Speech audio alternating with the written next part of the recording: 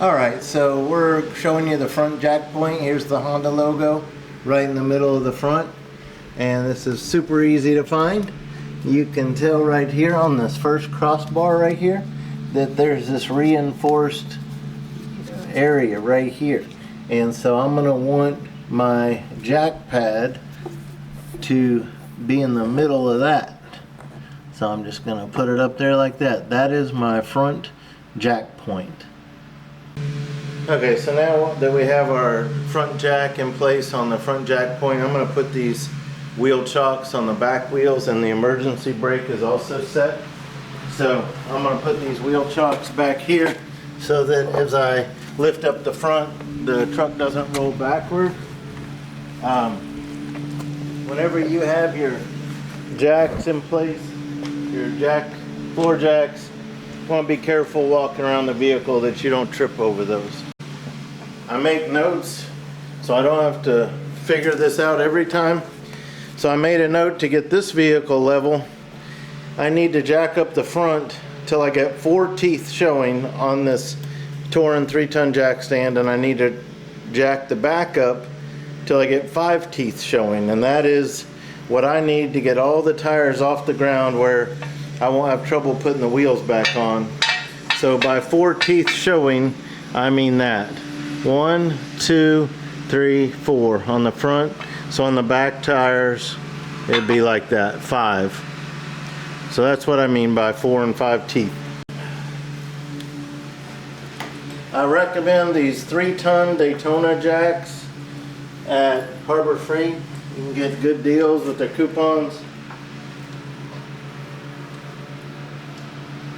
And I recommend, if you're going to do jobs like this, that you need 2 floor jacks, not 1. Because I want, when I'm done jacking it up, I want a floor jack on the front and the back, plus the 4 jack stands for my safety. In case anything would fail, I've got a safety holding it up.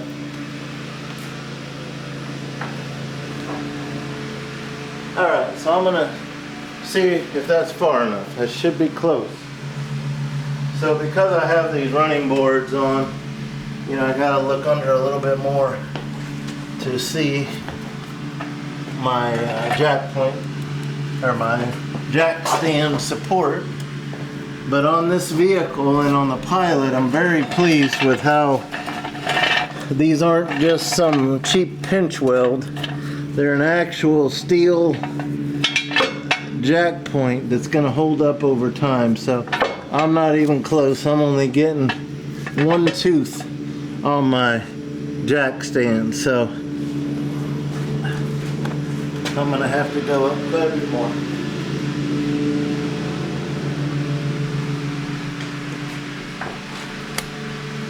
And this is why I write it down, because you don't want to do this, put your jack stand in place, and then you go to do the back of your vehicle and you realize the front's not high enough anymore. Because when I jack the back up, the front's going to come down a lot. So that's why you're seeing it look like it's so high off the ground. It's not going to be that way when we're done. So that's the geometry of doing the back. It brings the front down quite a bit. So now I got plenty of room. 1, 2, 3, 4. Okay. So I'm gonna bring that down after I get my, so you can see that steel piece that I'm using right there to support that. Now you might from there be able to video this other side from right where you're at. Probably get a good view of it. 1, 2, 3, 4. Alright, so I got my 4 teeth on here. I'm going to slide it under here. This is my support. Never put your fingers in between that support and your jack stand. Okay. So now I'm going to lower this floor jack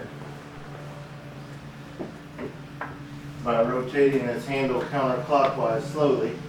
And when you rotate this handle counterclockwise, it relaxes the jack, the floor jack, and lets it down slowly. Now it's resting on the jack stand. And because when I jack the back up, the front is going to come down, I'm going to relax this floor jack a lot.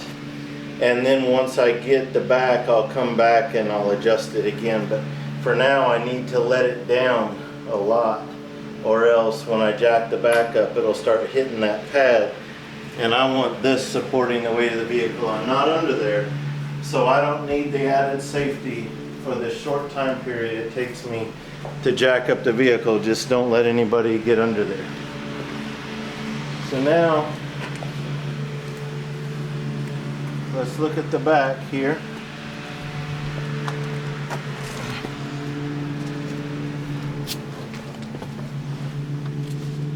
So you can tell, like, here's the center of the back, here's your storage compartment that's in your truck bed. That's awesome on these Ridgelines. Then you can see where the jack pad is. That's where our jack point is, our rear jack point right there, right in the center of that first cross member. Just as easy to find as the front one was. So now that I'm on there and I got some tension, now I can start jacking it up.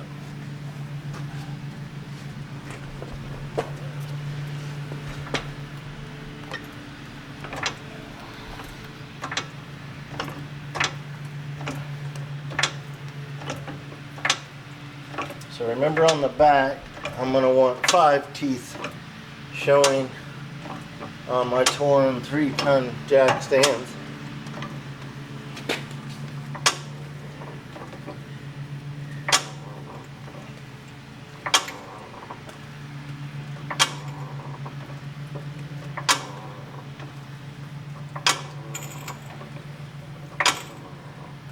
Okay, I'm just going to check and see how close I am. So 1, 2, 3, 4, 5. That's my goal. Let's find out where I'm at. Okay, so I'm hitting right there. So what I need to do is just angle this, get it under the truck. Now on the Ridgeline, these rear jack points are right here. So this is your back door. You're inside of your back door a little bit. So right under here, you're gonna find those same nice steel points that we are up with about a 1/2 inch to spare. So 1/4 inch to spare. So we're in good shape over here. I'm gonna get this ready to receive that when it comes down. And I'm going to go do the same with the other side. Make sure every now and then one side will fit and the other side won't. And you'll have to do it another 1 or 2 pumps on the floor jack. 1, 2, 3, 4, 5. Tilt it, get it under the truck. This is my steel point. Get it under there, plenty of room. Nice and level garage surface, which is good. So now then, I just release my floor jack, turn the handle counterclockwise. Okay. And now the weight is on the jack stands, and now that the vehicle is on all 4 jack stands, I'm going to tighten my handle clockwise and once again line my jack pad up with the rear jack point, and I'm going to jack it up till there's a little tension on it. So it's touching, and then just a little bit more so that it's not going to move on me. So the rear of the vehicle, I'm just going to one more time look under here. And I'll look at all 4 of these now that the weight is on there. And I can tell that I'm in a good spot on those back ones, and that I'm in a good spot on my front one. Sometimes you have to go over and look, but I can see that one. Okay, so now the only thing I have remaining is I would jack this one back up to the jack point. It's also good to not do this stuff alone, where you have someone else with you if something would happen. My wife is running a video camera, so even though she doesn't typically operate floor jacks, I've taught her how they work.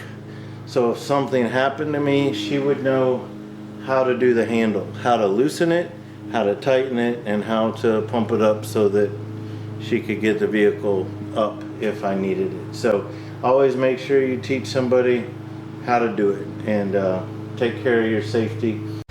So we're gonna take it off of jack stands now.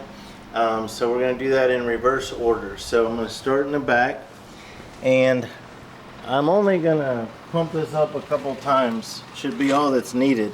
So all I really need to do is confirm that I'm on my jack point. I'm gonna give it about 3 pumps, 4. See if I can release these, if that's enough to release these right here. And it is. Just want to get those out of my way. Just don't trip over those. Remember where you put them.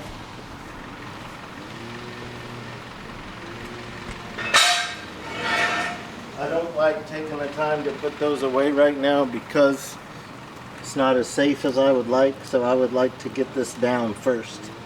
So I'm doing the handle counterclockwise, letting the back down. Alright, the back is down. I'm going to take my wheel chocks. I'm going to put them behind my back tires on both sides for safety, and the emergency brake is also set. Alright, so now I'm going to do the same thing in the front. I want to make sure first that my jack is in the right place. So since the back came down, the front came up. So my floor jack is no longer touching the jack point. So I need to get back under there.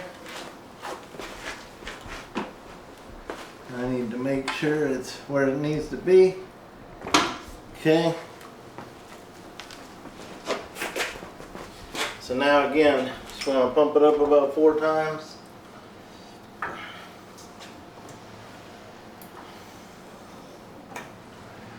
Should be enough to release these.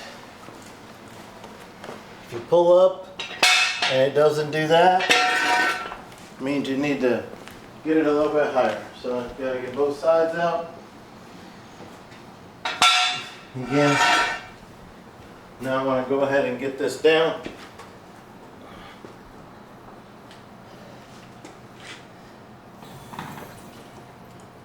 Okay.